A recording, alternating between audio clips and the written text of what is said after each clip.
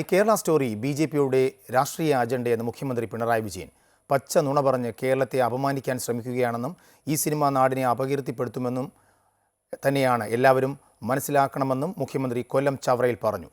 CAA വിഷയത്തിൽ പ്രതിപക്ഷ നേതാവ് ജനങ്ങളെ തെറ്റിദ്ധരിപ്പിക്കുകയാണ്. കോൺഗ്രസിന്റെ പ്രകടന പത്രിക CAA വിഷയം ഉയർത്തിക്കാട്ടുന്നില്ല എന്നും മുഖ്യമന്ത്രി ആവർത്തിച്ചു.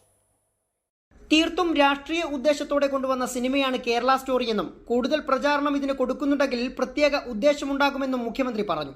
ഒരു വിഭാഗത്തെ ഉപയോഗിച്ച മറ്റൊരു വിഭാഗത്തിനെതിരെ തിരിച്ചുവിടുന്ന RSSന്റെ കെണിയാണിതെന്നും കേരളത്തെ അപമാനിക്കാനാണ് ഇതിലൂടെ ശ്രമിക്കുന്നതെന്നും പിണറായി കൂട്ടിച്ചേർത്തു. ഒരു വിഭാഗത്തെ മറ്റൊരു വിഭാഗത്തിനെതിരെ തിരിച്ചുവിട്ട് തങ്ങളുടെ ഉദ്ദേശകാര്യങ്ങൾ നേടാൻ പറ്റുമെന്നൊരു ശ്രമം നടത്തും. ആ കെണിയിൽ വീഴാതിരിക്കുകയാണ് വേണ്ടത്. അത് RSSന്റെ അജണ്ടയാണ്, സംഘപരിവാറിന്റെ അജണ്ടയാണ്.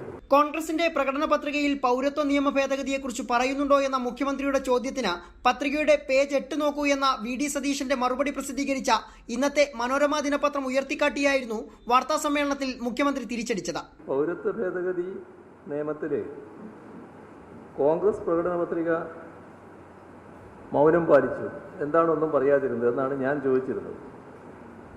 അപ്പോൾ യഥാർത്ഥത്തിൽ പ്രതിപക്ഷ നേതാവ് പറഞ്ഞ കാര്യം തീർത്തും ആളുകളെ തെറ്റിദ്ധരിപ്പിക്കുന്നതാണ്. പ്രകടന പത്രികയുടെ പേജ് 8 പറയുന്നതിൽ എന്തെങ്കിലും കഴമ്പുണ്ടോ എന്ന് ചോദിച്ച പിണറായി പത്രികയിൽ CAA വിഷയത്തിൽ കോൺഗ്രസ് മൗനം പാലിച്ചുവെന്നും ഇതെന്ത് വിരോധാഭാസമാണെന്നും ചോദിച്ചു. ഓരോ ഘട്ടത്തിൽ ഓരോ വിഭാഗത്തിന് നേരെ തിരിയുന്ന RSS ഇതിൽ ന്യൂനപക്ഷങ്ങളെയാണ് ലക്ഷ്യമിടുന്നതെന്നും പറഞ്ഞു. സംസ്ഥാനത്തിനെതിരായ BJP നുണകൾ UDF നേതാക്കൾ ഏറ്റെടുത്ത് പ്രചരിപ്പിക്കുകയാണെന്നും കുറ്റപ്പെടുത്തി.